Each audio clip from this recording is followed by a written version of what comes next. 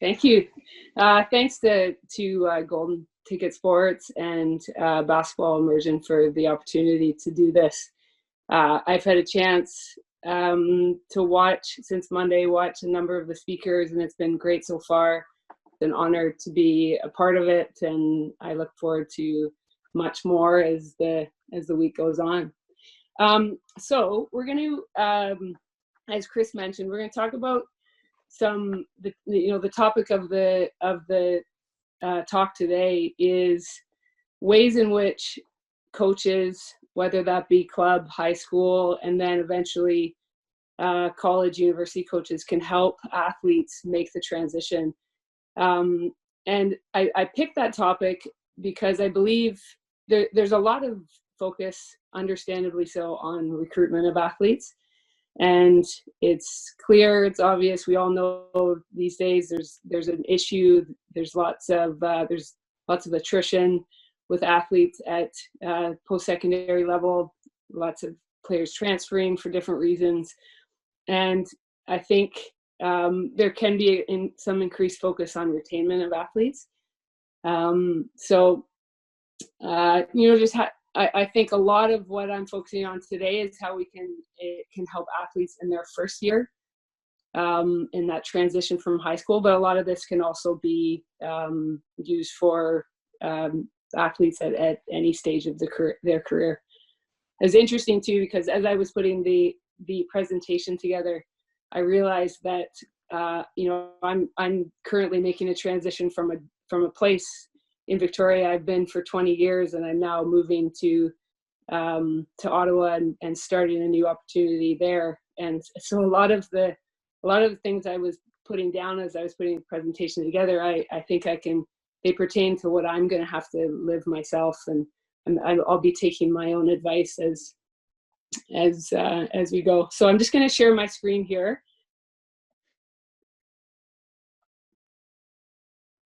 So the first thing, before we can get into, how we can help athletes, I thought it'd be good to talk about and highlight the challenges.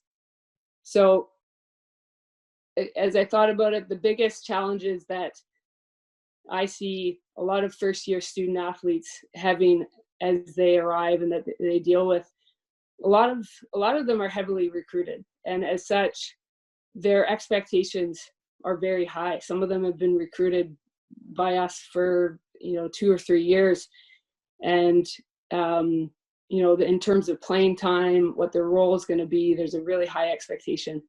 At times, their skills don't transfer. What made them successful at the high school level, maybe at least right away doesn't transfer. Maybe they're a great shooter, but now they don't have as much time and space to get that shot off. Or, maybe they were big, they were strong and quick and fast, but it just right away doesn't transfer. Their roles are often very different. Many have come from a situation where they are the star, and now they're moving into a position where they're being asked to be a role player, come off the bench, sometimes not really see a lot of minutes. Lots of increased physical demands.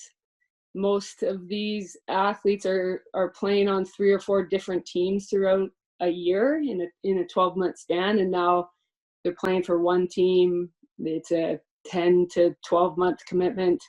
They're playing and practicing and training and doing strength and conditioning in a way that they've never done before.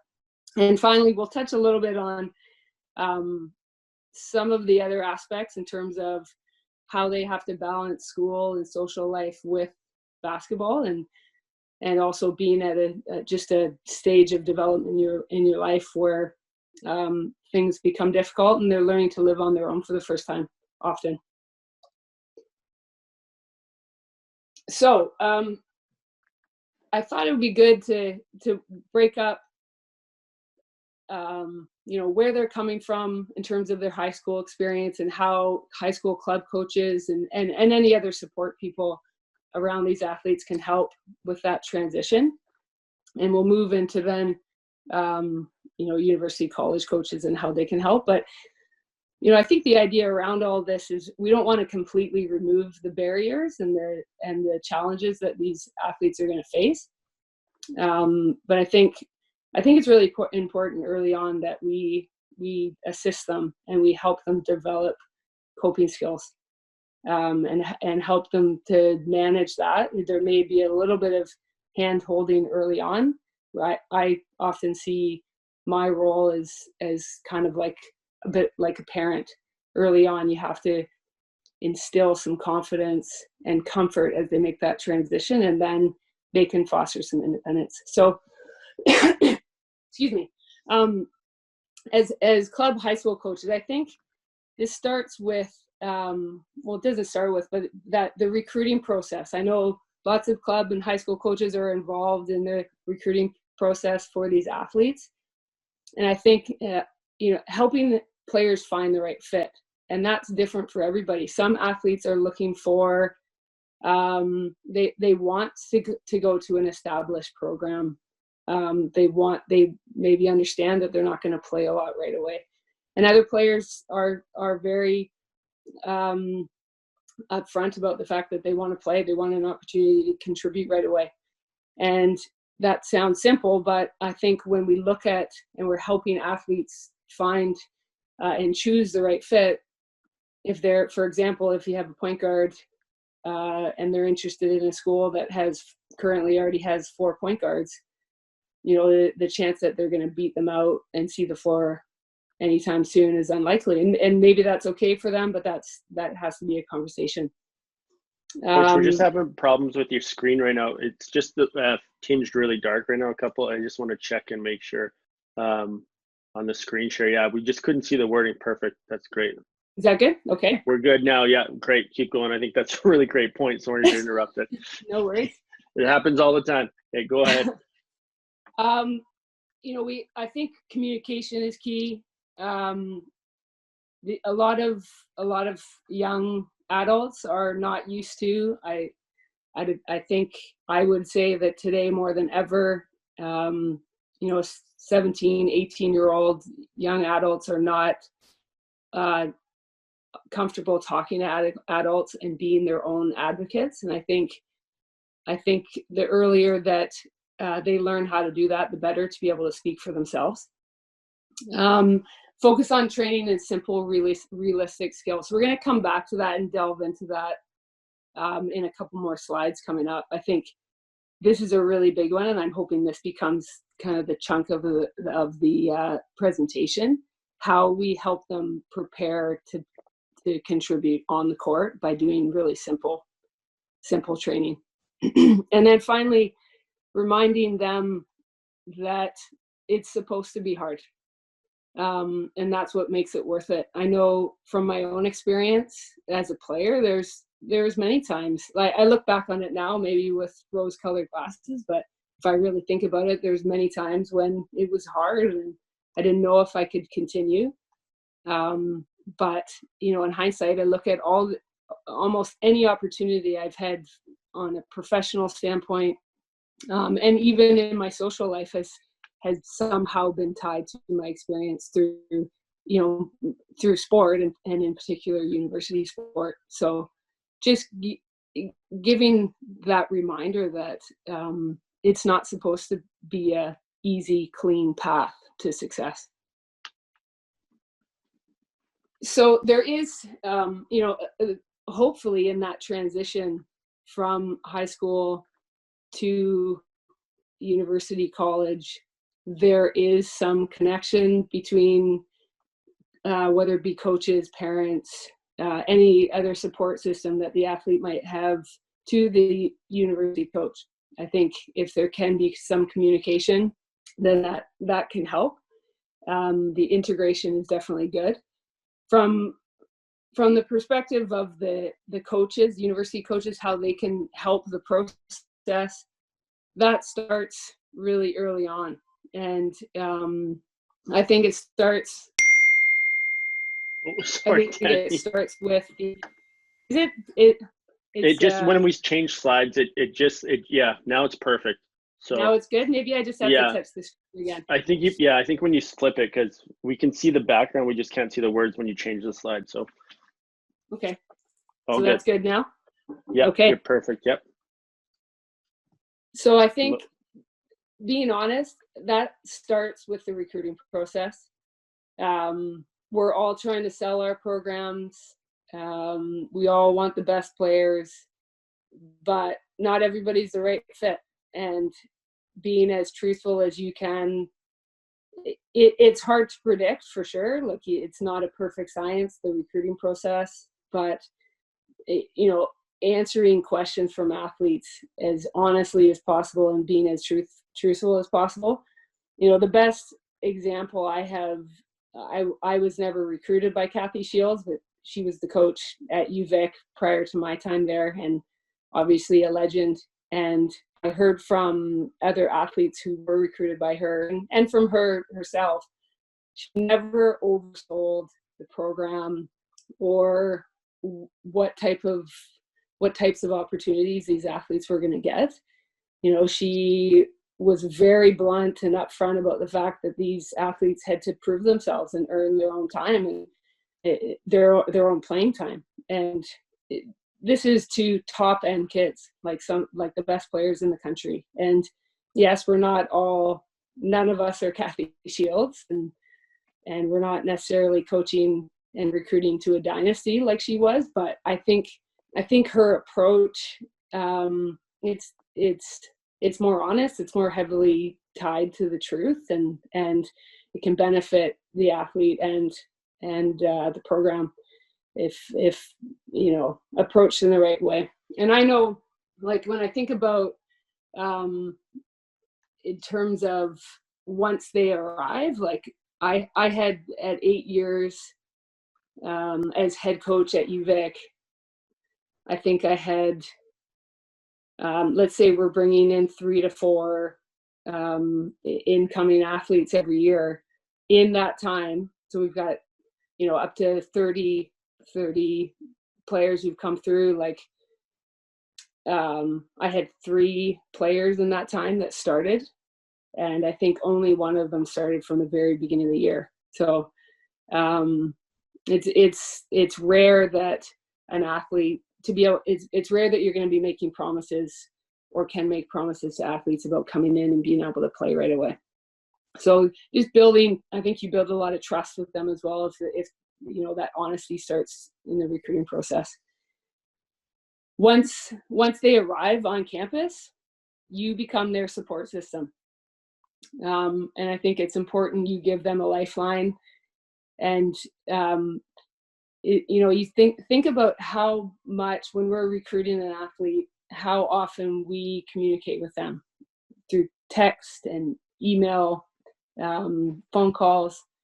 That communication can't fall off. And whatever was promised through the recruiting process, they should arrive on campus and feel like it's in line with what was told.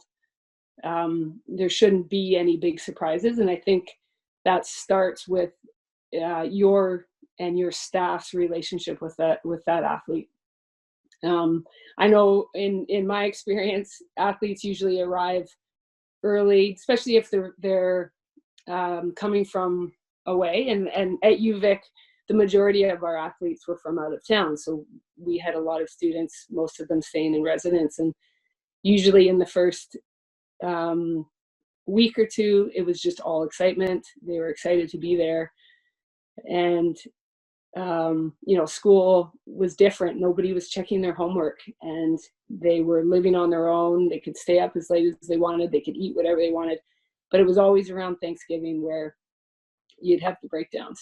And so I think it's important that you get ahead of that and try to get them support and create those lines of conversation before those breakdowns hit kind of later on.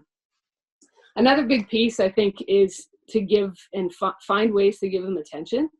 These first-year athletes, even if they're strong and they are contributing, they're likely not getting the same reps in practice or getting the same attention that they're used to. And I think we can find ways to build rapport and build confidence by trying to do some individual workouts with them outside of practice, whether that be the head coach, assistant coach. Find some time to do that. I think that's really important. And watching film as well. I think a lot of athletes are coming from a situation where, excuse me, they don't necessarily know how to train on their own. And most likely have never analyzed or watched film. And so, these are things that hopefully as they grow in your program, they're able to be more independent and do on their own. But I think we have to teach them how to do it first. And finally, communicating with the athletes about their role, what their roles are going to look like. I think there's a really important piece. Realistically, the opportunities that young players are going to get right off the bat are in practice. And this is a Kathy Shields line. The playing time is earned in practice. And players need to build trust with coaches about what their baseline performance is. And then once that trust is built, then maybe they'll get a chance to showcase that in the game. And I think this is hard for players to understand when you think about even the best programs at the high school level. Very rarely are the best players or any of the players really having to prove themselves every single day. It'd be great if that was happening at the high school level, but it's unlikely. So I think it's new to them, and it's something that has to be communicated and emphasized on a regular basis.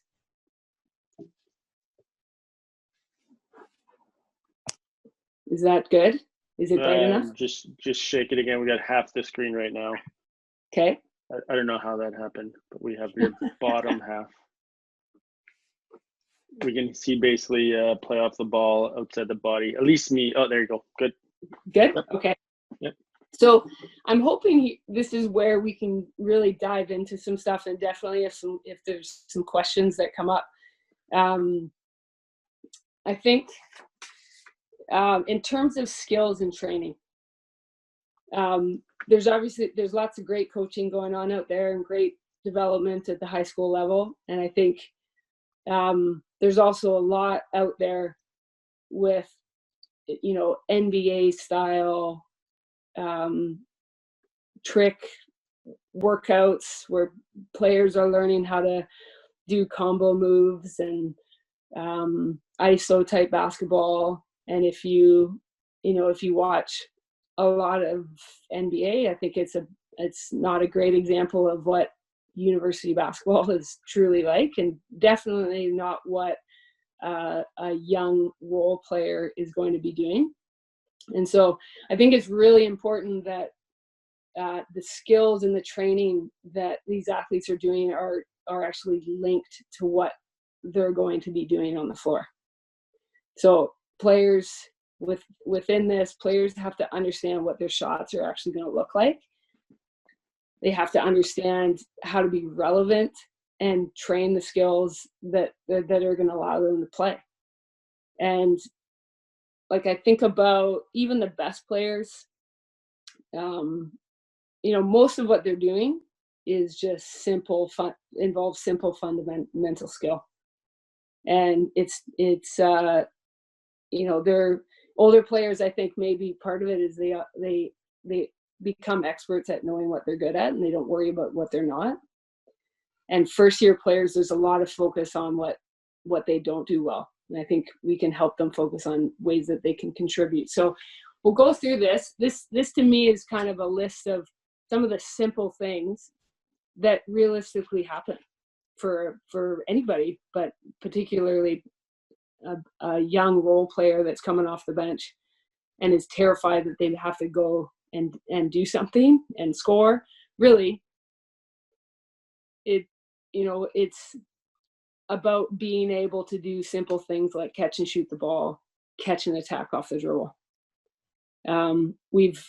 We've all, most of us, watched, it just comes to mind the Last Dance, you know, with how many times in late in those games did teams double up onto Michael Jordan, and you've got just simple kick out, catch and shoot threes to win games. It's not about having to make flashy moves. It's just about being fundamentally sound. So, you know, I think in terms of training, there's a lot of really being focused on your footwork, and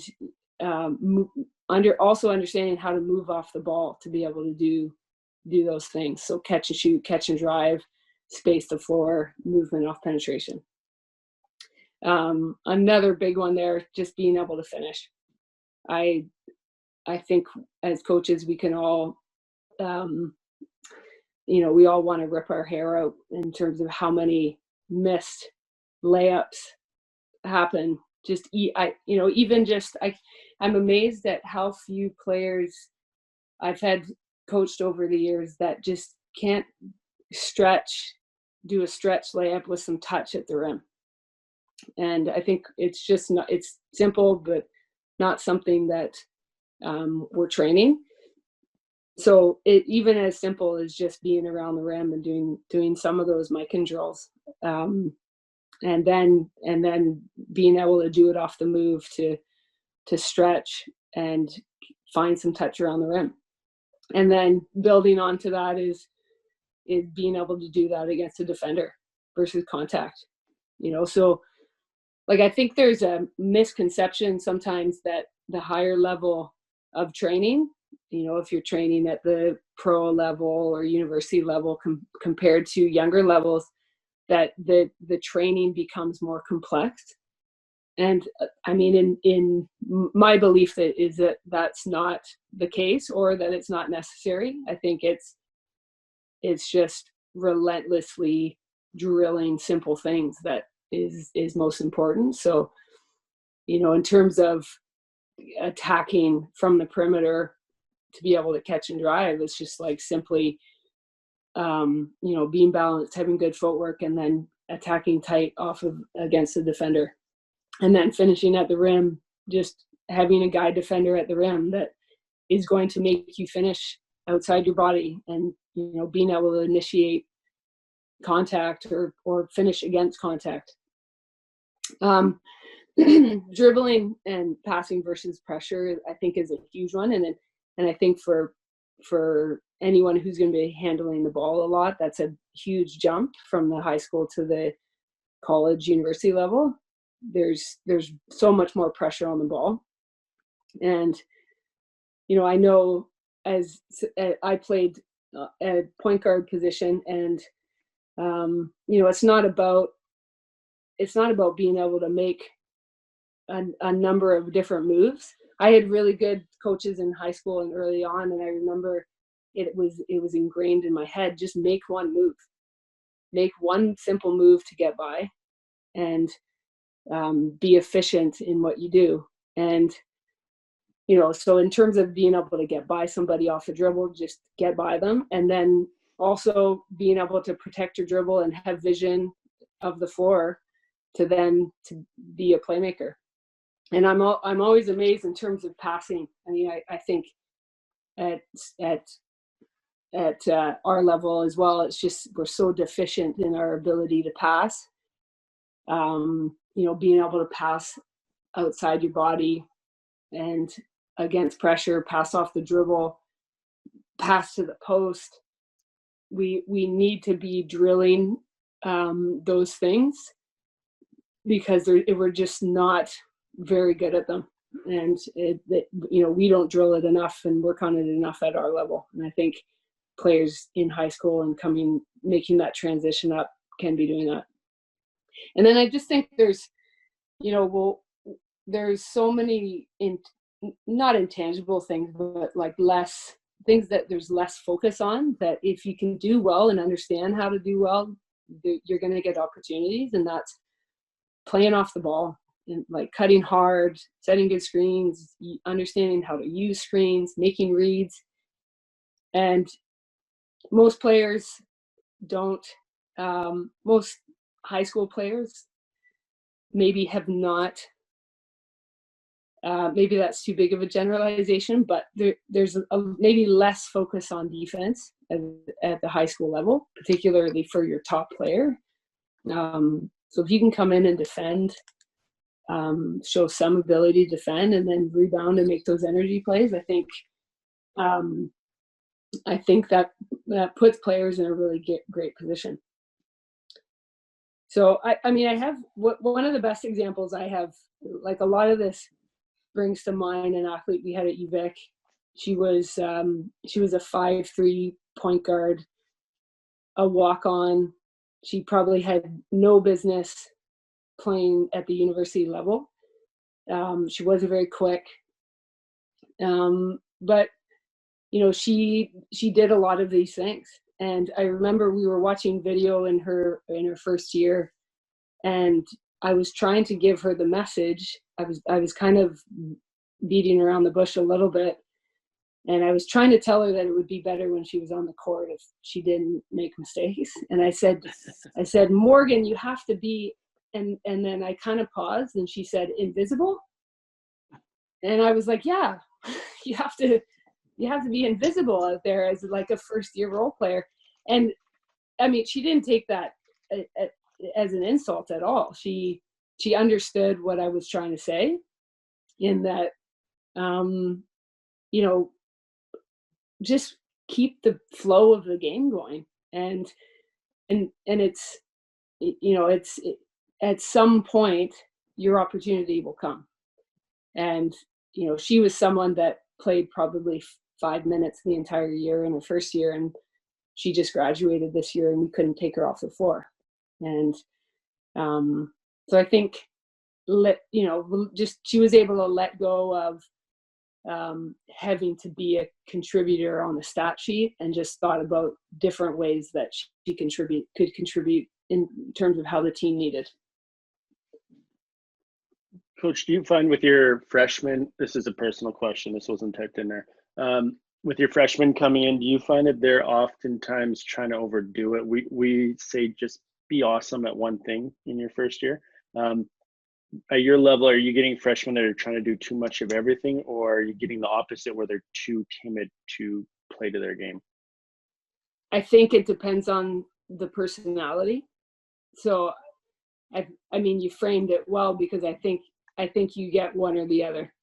I think you have athletes that either try to do too much, so they get on the floor, and they think they've got to score. They've got to prove that they can make something happen. And honestly, that usually doesn't work out so well. And then, or you have, I think, just as often, you'll have athletes who just shut down. And they'll, I'll notice in practice that they're subbing themselves out a lot. They're deferring. They're trying to hide. And so I think you get a little bit of both. And that just comes down to personality, I think, a little bit. And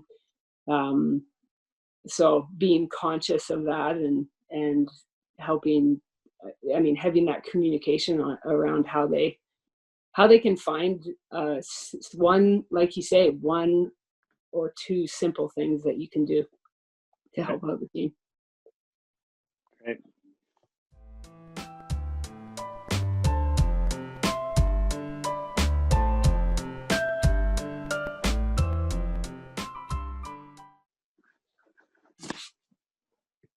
All right. So if there's any questions that we can get into a little bit more of that training stuff, maybe at the end, if anybody has some questions. But yeah, we got some coming in. We're going to hold them, I think, till you get through the slides here, and then we'll chat about them. Yeah. Okay. So I think it's important to talk about some of the off-court stuff. Just refresh your screen again. I think it it froze a little. How's that? Perfect. Yep. Good. Okay. Yep. So for a lot of these athletes, you know, we make an assumption that they just know how to deal with everything that they're being bombarded with.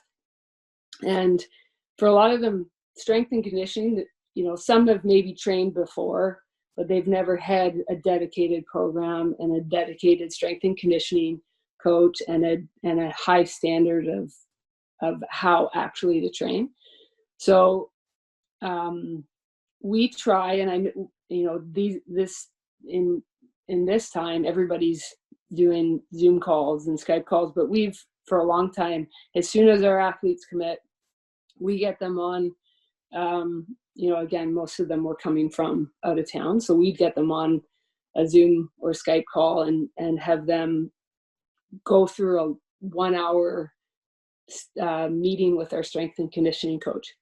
So get them on some type of program, and they may not be doing the exact program that our current athletes are doing, because we don't want them doing lifts that are going to lead to injury, but trying to prepare them for what that's like at the next level. And then in terms of things like athletic therapy and the medical side of it, again, a lot of these athletes haven't had much experience with dedicated therapists. I know, like we would have a lot of first-year athletes in practice, they'd run up to me and say, I can't practice today because my foot hurts. Okay, well, have you talked to the therapist? No.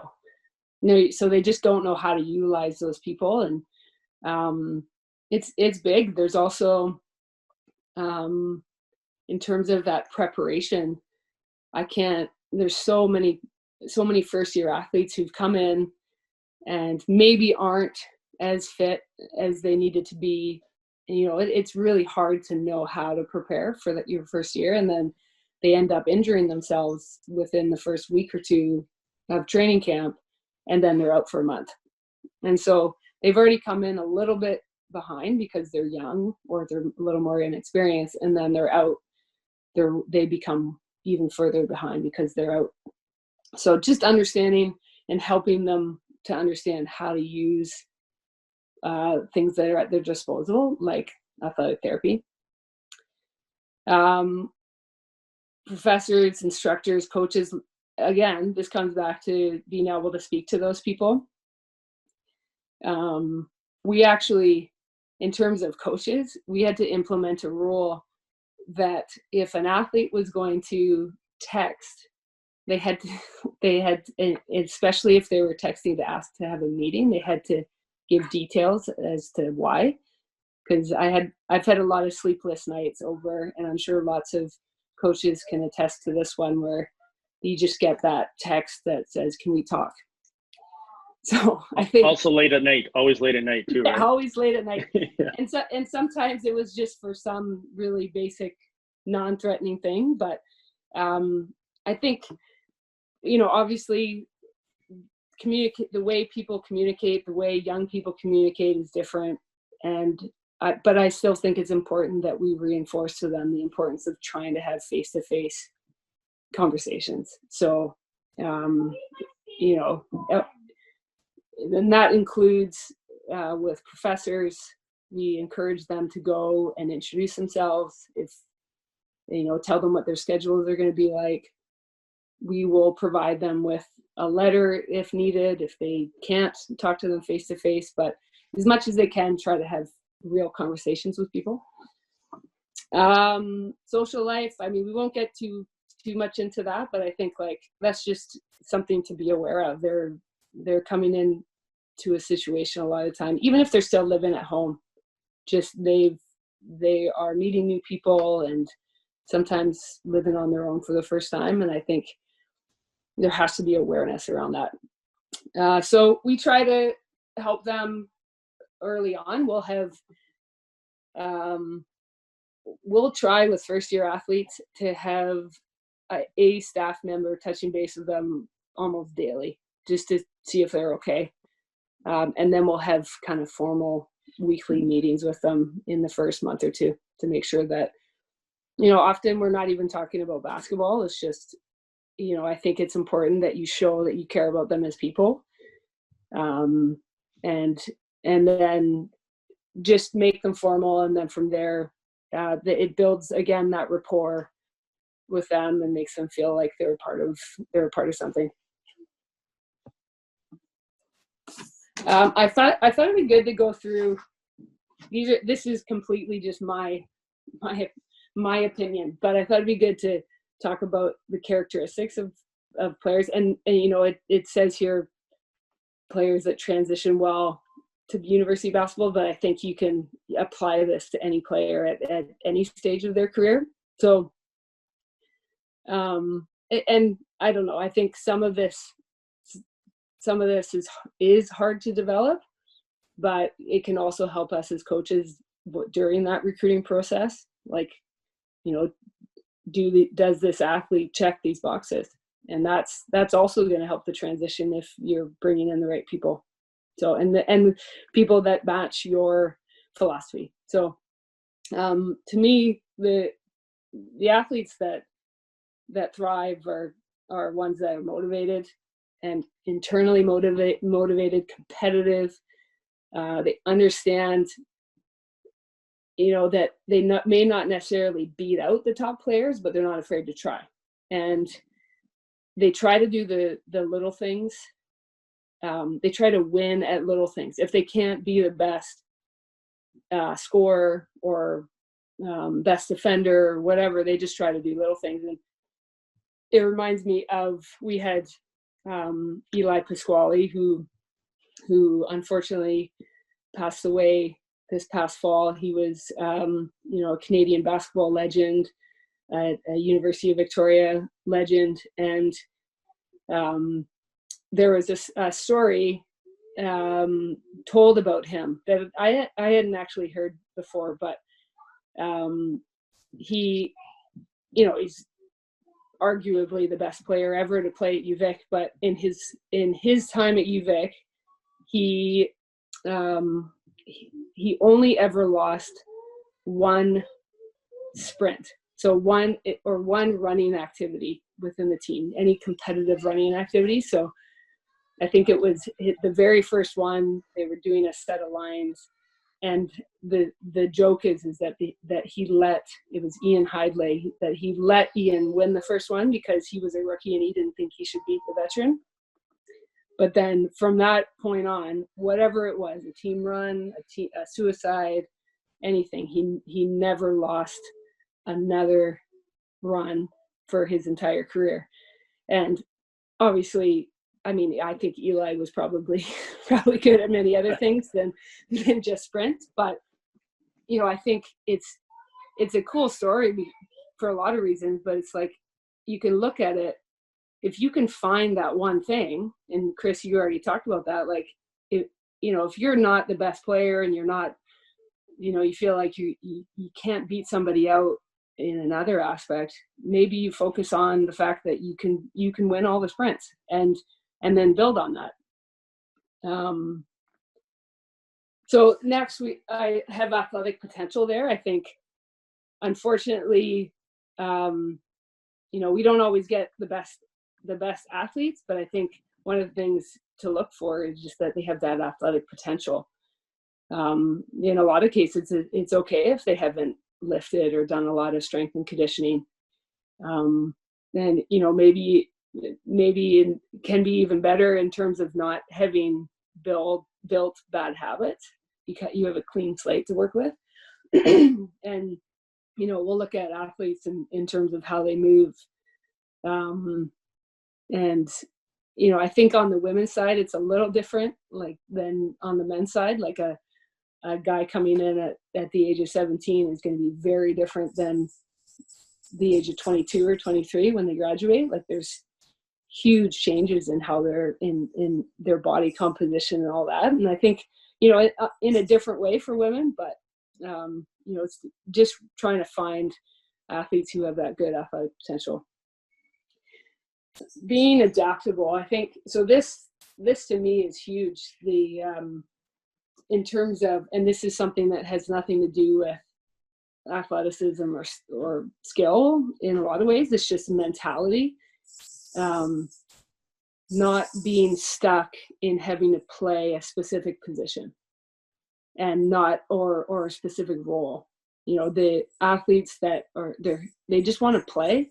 And so whatever, if it's a team that's not very big and they, you know, they can find they've always been a guard in high school, but there's a need for a forward, and that's where the opportunity lies. They're all for it. And they just want to give to the team. And I was just on a call with one of our incoming athletes from Carleton last week, and we were talking about roles, and I asked her what she thought her role would be next year. And she's coming from a place where she was the star, and she was an offensive star. And she said, without prompting or coaching, she said, I just want to be a sponge for learning. I want to be an energy player. I want to be the hype person. I just want to do anything to make the team better. So, I mean, I think I thought it was pretty genuine in terms of her saying that. And I think if you have players with that mentality and they're really adaptable to find their way, I think that puts them in a good position. And then, you know, with some players, they maybe are skillful enough to still be a great scorer right away. But one thing, you know, I'll try to emphasize with them that it's fun because they, you know, we've had a number of players come through that were great scorers, but they were maybe the only option on their high school team. So they were literally taking 40 shots. So they haven't really learned what a good shot is. And, you know, we'll highlight the fact that they can still showcase that, maybe not taking 40 shots, but they can still do that without all the pressure. So the way we try to term the being adaptable part of it to the team is that, you know, there's a process that occurs through the season. There's, you know, it's hard right off the bat to know what everybody's role is going to be, but as time goes on, there starts to be some understanding. And then at some point there has to be acceptance. Doesn't mean that they have to stay exactly where they are. There is room for growth, but they got to accept what their role is at that given period. And then once that happens, they've got to own it. They've got to own what their role is and you know, do what that player's talking about. Just give everything that they can. And then I find the people that can do that, they're the ones that over time, their roles just naturally increase. Being highly skilled, there's many, being athletic is great, and being really quick and fast is great, but there's many of us, myself included, that we're not great athletes, and, you know, we're able to make a career of being skilled. And I think the earlier that starts, the better.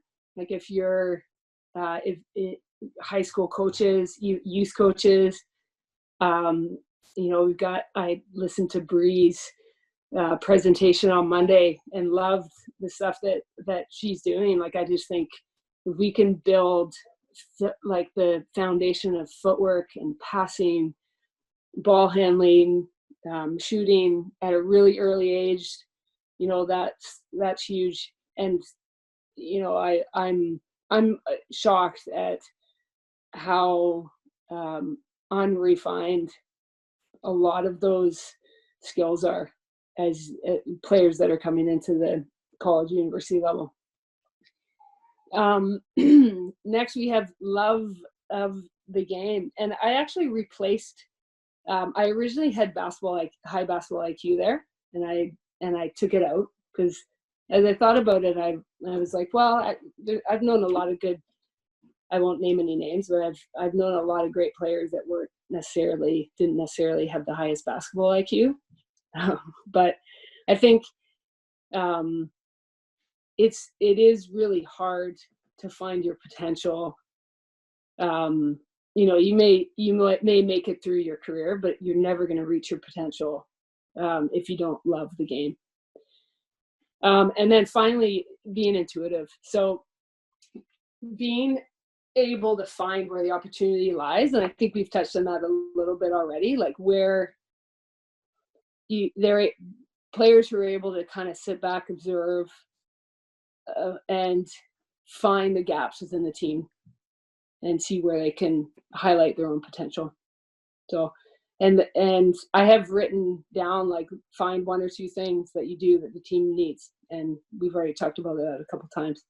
Play defense, rebound, something. Just find something.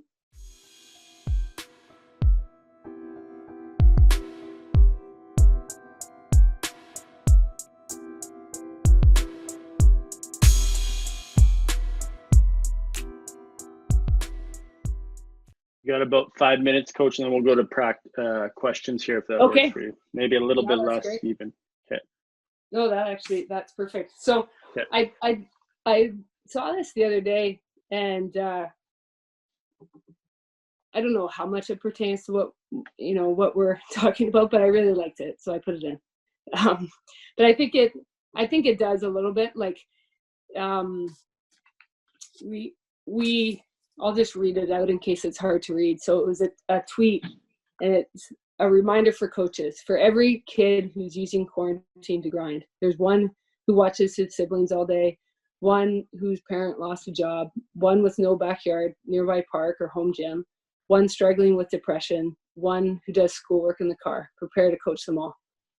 And I think it's a good reminder that, every player we coach is unique and develops at different stages. So maybe that first year athlete, they may not thrive right away. One of the best players I ever coached, she arrived on campus and wouldn't come to practice on the first day. And her family members had to come and knock on my office door and say, I think she's going home, because she was going to fly home. And for the first, I had recruited her, and my assistant coaches hadn't ever seen her play. And for the first 2 weeks, they thought I was crazy. And she was incredibly shy and was having trouble with that transition. And she ended up being the 3rd leading scorer in our program after 5 years. So I think just having an understanding that everyone's coming from a different background, we have to support them all, maybe not equally or in the exact same way, but in the way that they need. And I think as coaches, we gotta be willing to find players and work with players that don't necessarily fit within the lines. So just finally, I think, just to wrap it up, we have kind of just reminders as we're talking to athletes as they make the transition. Number 1, what you did before doesn't matter. That one hit me a lot as I was thinking about my own experience moving on to my new job. Get the screen again, Coach. Sorry. Oh, yeah. Good. Perfect.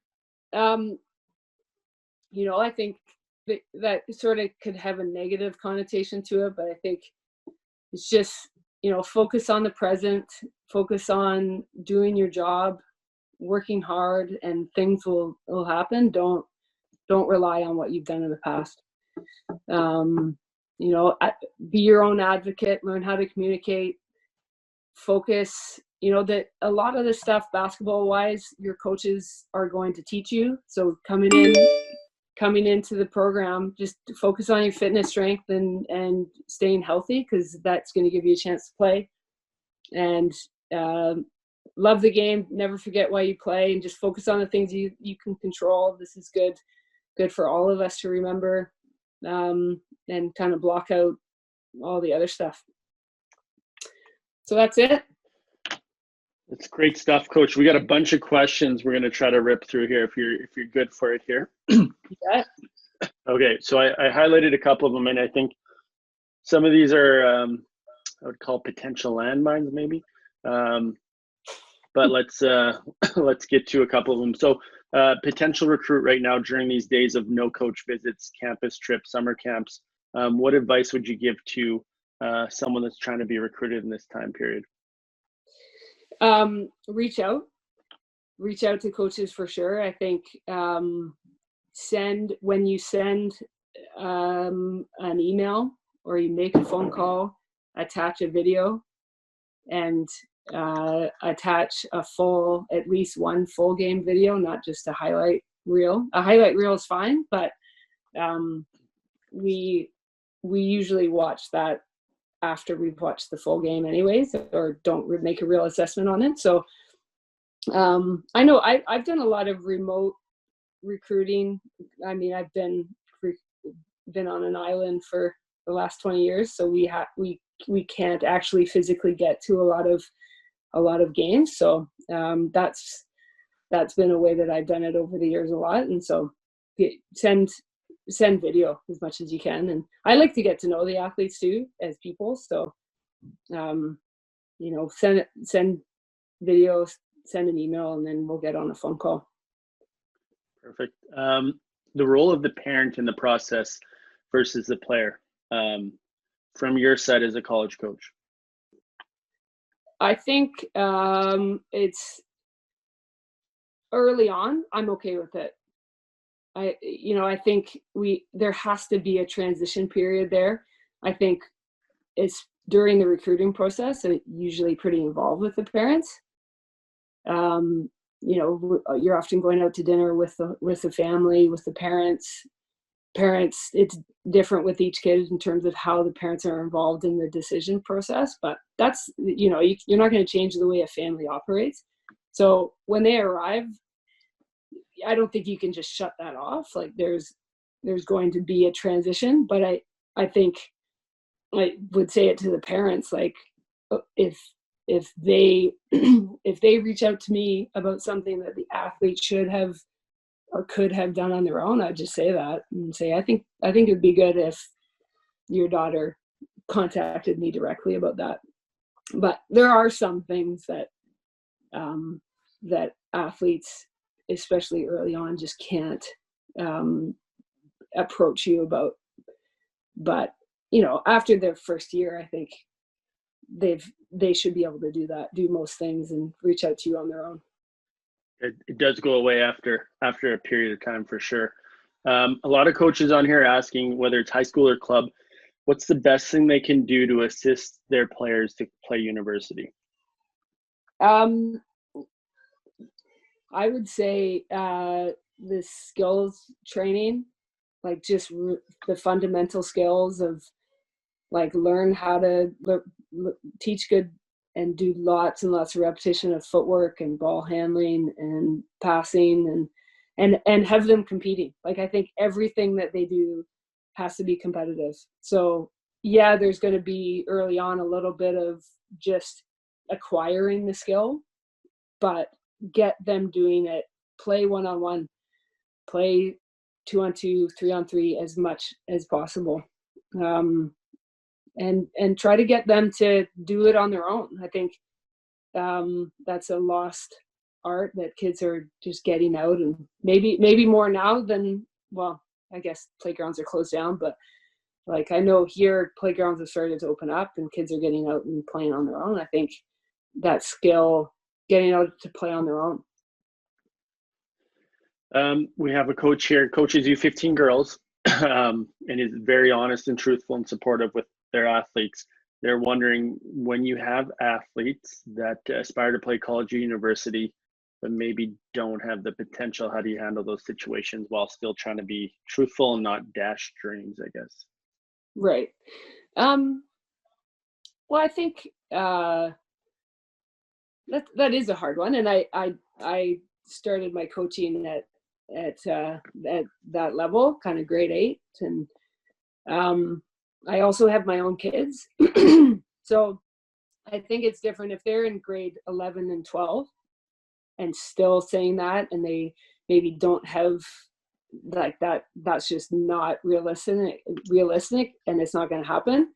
Then I think there may come a point where you got to have that honest conversation. But if they're grade 8, grade 9, grade 10, I think that's still okay. Like I mean, this is maybe an extreme example, but my son is 9 and wants to play in the NHL, and he's going to be all of 5'7" and not going to play in the NHL. But I think he's going to figure that out on his own.